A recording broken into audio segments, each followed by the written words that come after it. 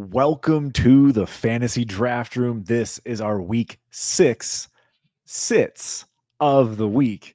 And so looks like in week 5, just to do a quick recap, the lowest score wins, kind of like golf. We want to make sure we're choosing the duds. Cody, what happened here in week 5?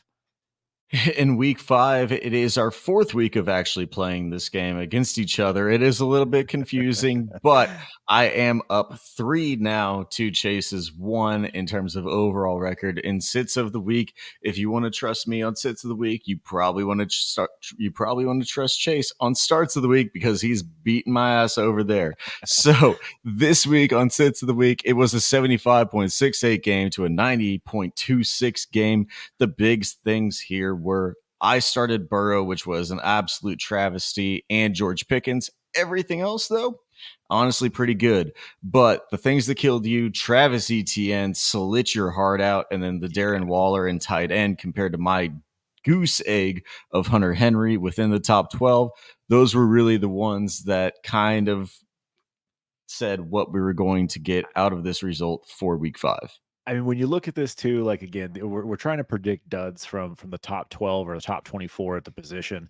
And I mean, you look at it, and really we've each had some good ones. Like, I had Ramondre at 2.4, you had JT at 4.4. You also got Nico predicted his down week after he's been smashing that, that takes some balls to sit a guy that's hot. And so those are all good ones. We had some under 10-point performers. So as we go through this, we are hitting on these. We got some good names for you. We got a lot of duds, honestly, on this one. It was a lot of spike weeks and dud weeks. So if you take all of the dud weeks, we did pretty good. Yep, absolutely. So that's the recap of week 5. Week 6, this is it's a tongue twister. Week 6 sits of the week is gonna kick things off here. You started last week. I get to start this week. So let me dive into the quarterback position. And when I'm looking at QBs here that have some tough matchups, there's a few that come to mind for me, and it's tough for me to sit a guy like Justin Herbert. And so I looked at that one. Going up against his old team with Kellen Moore, I'm not doing it. I'm just letting you know I'm not doing it. I am actually going to end up sitting Matthew Stafford against the Cardinals. I do think the Cardinals are going to figure out a way to kind of slow the offense down in a way, not necessarily make this a high-scoring game. So I'm going to sit Matthew Stafford this week. You're sitting the number 11 guy. It's not just it's a pretty weak call. Although I've got some weak calls. I've got some weak calls up here. I won't call you out on this one, but I do understand the Matthew Stafford call. You're going against a divisional opponent. It could be a little bit more of a low scoring game. The one that I'm going to go to though is another divisional opponent, and where I'm going to go to is within the Jacksonville Jaguars. Trevor Lawrence is going to be the one. Honestly, I did not have a second one, so if you would have stolen Trevor from me, I would have had to scramble. Don't know where I would have gone. But Trevor Lawrence is where I'm going to go for my sit of the week at quarterback. I like that one a lot. It seems like T-Law is either up or down. So you're either going to hit or miss on this one. So it'll either make or break your week, but I do like this in general. Just T-Law's consistency hasn't really been there. So he, again, interdivision game, teams know each other, lots of familiarity. I do like that call as well. That's another one on my list. But my one I wanted to do was Justin Herbert. So let's get into the running backs here. Running back sit of the week 1, or my first one, is going to I'm just going to go with it's low hanging fruit. Again, we're top 24 of the position, but DeAndre Swift going up against the New York Jets just seems like one of those games where he's just not going to be super effective on the ground. The Jets are a very good defense still, despite what's going on the offensive side of the ball. So I'm going to go with DeAndre Swift here, just kind of banking on the fact that he won't score a touchdown and maybe keep him in that 60-yard range. It's interesting because this was not on my list, honestly, at all. I don't think the Jets defense is actually all that great. They're giving up points to Jaleel McLaughlin. They're giving up points to Samaje Perine whenever Javonte Williams isn't even in the game. This is a terrible freaking Maybe those running backs are just better. Maybe those running backs are just better than. I don't think that's it, but I will pick a running back that I don't think is exactly it. And for me, the first one is going to be Ramondre Stevenson against the Las Vegas Raiders offense. Ramondre Stevenson has just been god awful this year. They've talked about Ezekiel Elliott playing over him. This is just a pretty easy one for me.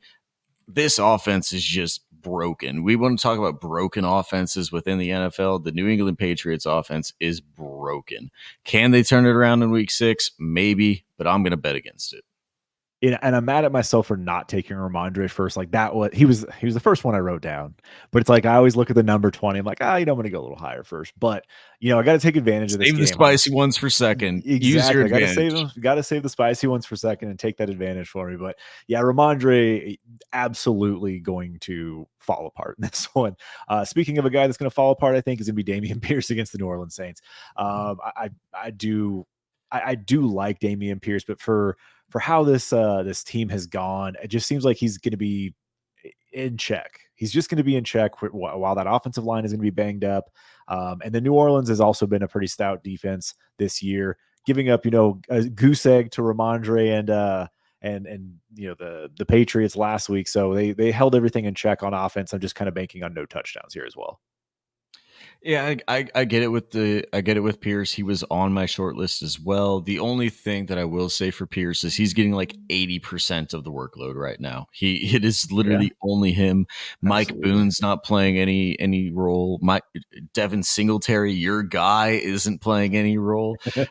But it doesn't matter for this running back room because none of them are doing very well right now. It is literally just CJ Stroud in the passing game. So I don't mind Damian Pierce against this pretty stout New Orleans offense.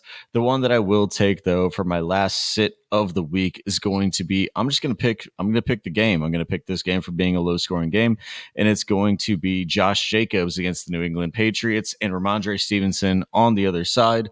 I'm just going to play this game as being a disgusting game to watch of like 10-3, and nothing happens ever in this game. Josh Jacobs and Ramondre Stevenson playing against each other. We've seen these matchup games work to our advantage quite a few times in this. As we've been looking at it, like there are some matchups that you just completely want to avoid. And I'm with you. I do like that one as your second one there as well. I've been rolling with Josh Jacobs. He's just been super inefficient with the ball too. Like it has not been pretty when he does It's been get the horrible. touches. He's getting volume, and so I think we're hoping that he shakes that off. But I don't think this is the week. So, yep, definitely like that one. All right, so getting into the wide receivers here, you know, I've been riding with this one, and it's still a hot take in a way, but at the You same gonna time, take Olave again on I'm me? I'm I'm taking Olave again, man. Like, first of all, has not been playing well. Got saved by a touchdown last weekend for fantasy purposes. I think he had 2 catches, 12 yards, and then the touchdown. So, in PPR formats, that did get you like basically double digit points. That's not what you want though. Like you want that touchdown to get you from like 12 to 18 or 18 to 20. Like get you in those high numbers, and that's just not what Chris Olave is getting.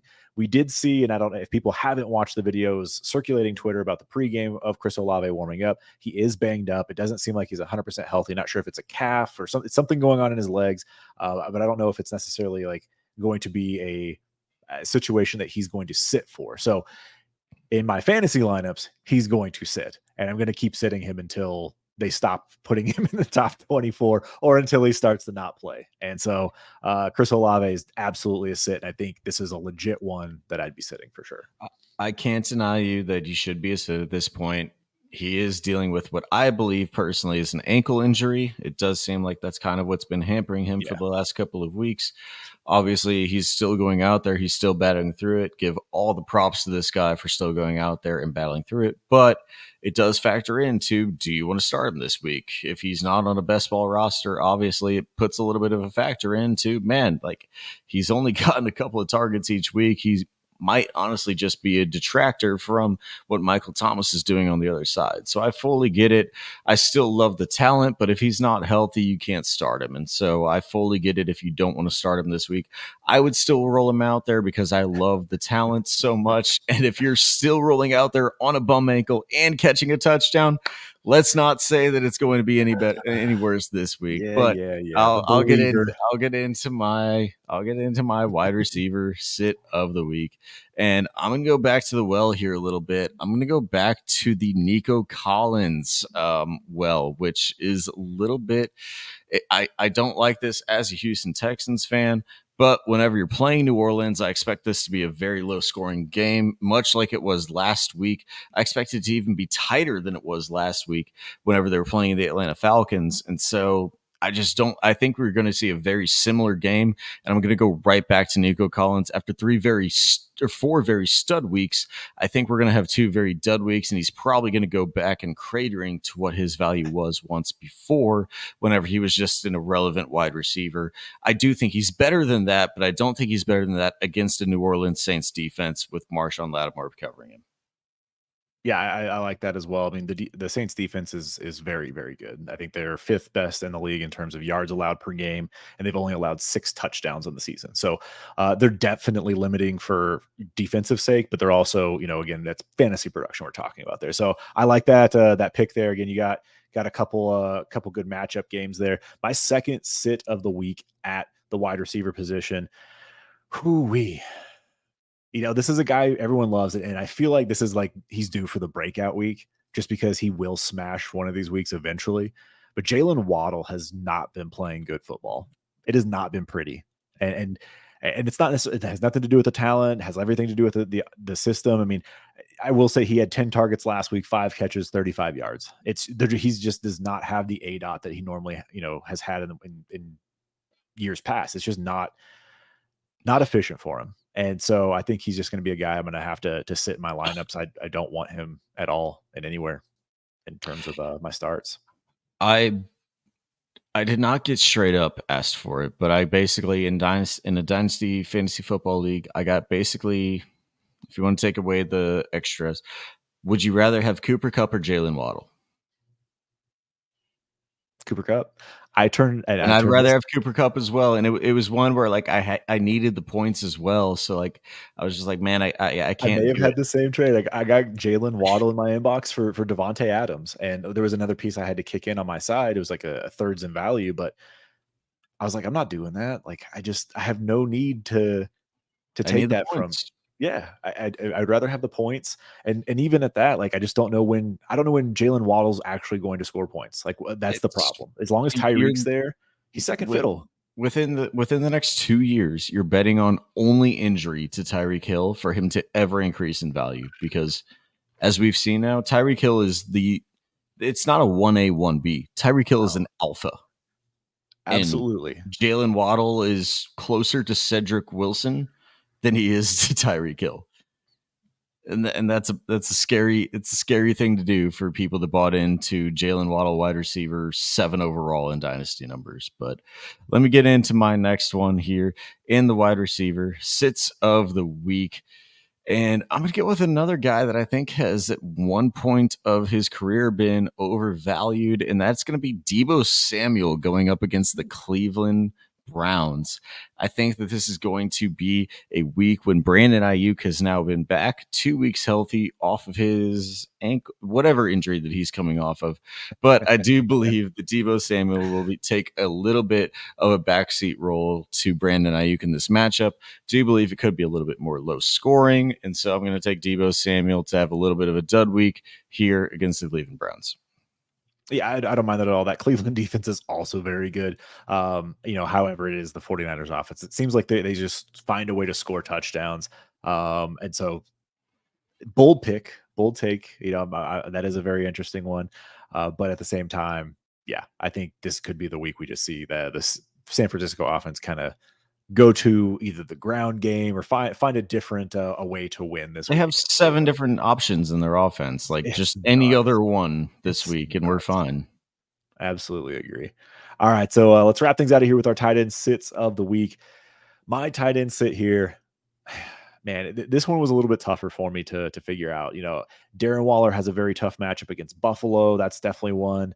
But I started him or I sat him last week. I just don't know if I can go back and do it again. I am going to do it. All right, I'm just going to do it. It's just such a tough matchup. The Bills are they have a ton of injuries, and I know Darren Waller is the only true thing in that offense. But what we're dealing with at this point in time is Tyrod Taylor potentially throwing him footballs, and maybe that's better than Daniel Jones. Maybe just relying on the tight end there. But I think Darren Waller is just going to be a sit and not a whole lot of production out of him. You leave me in a very tough position here because I did not think that I was going to have to choose between sitting both of these guys that I now have to choose between. So obviously, the first one that you want to sit within the top 12 every single week is Kyle Pitts. But he's going against the Washington Commanders that just gave up a touchdown and a lot of yards to Cole Kmet, who was a very unathletic and a very bad tight end against a very bad offense in general. And so, do I really want to go against that? Do I really want to lean into another Kyle Pitts undertake after he had a very good game last week? I would honestly say that I would normally go into betting against Kyle Pitts having 2 good weeks because he's probably never done that in his career. And so I am going to go against it. I'm going to go against it. Oh, And I'm going to go against an entire offense almost, as it seems, because I think it's going to be between one man and a running back for this offense. And I think it's going to be Christian McCaffrey and Brandon Ayuk the entire time for this San Francisco 49ers offense. And I'm going to wow. take George Kittle and Debo Samuel to have sit weeks in the same week. You're going to tell me that George Kittle, off of a 3 touchdown week, wherever he had, what was it, 4 catches for 3 touchdowns, the 3 catches for three Three touchdowns, catches, 3 touchdowns, you're 36 going to yards. tell Yep. me he spikes again? This man This- only spikes 3 times a year. It will not happen in back to back weeks. If it does, y'all can sue me. Don't really. You're not Brett Favre, but do it to me. I'm not. I'm going to bet against it happening 2 weeks in a row for George Kittle. Yeah, no, and that is my mistake. I said 36 yards, 67 yards, and 3 touchdowns. So all 3 catches ended up being touchdowns. Yeah, that's not going to happen again. But I do think he's going to get more than 4 targets. That was against a Dallas D. He just truly, I say, they want to say lucked into 3 touchdowns. I mean, that is pretty good luck if you have 3 catches. You have 100% touchdown right there. That's incredible. So yeah, I like this one too. The Kyle Pitts one, I just don't even count him in the top 12. I know his numbers there, but like eh. Again, Jonnu Smith is tight end 15, while Kyle Pitts is tight end 12. Yep. If you're That's redrafting and you're figuring out who so to start, sad. like you probably found a lot of better options streaming off of the waiver wire. And then on the flip side, in Dynasty, like you probably built your team around Kyle Pitts, so you probably have to start him there. But if you have any other options, like check out the starts of the week because we'll have a couple options there that are outside the top 12 that are truly good options for week in and week out streaming.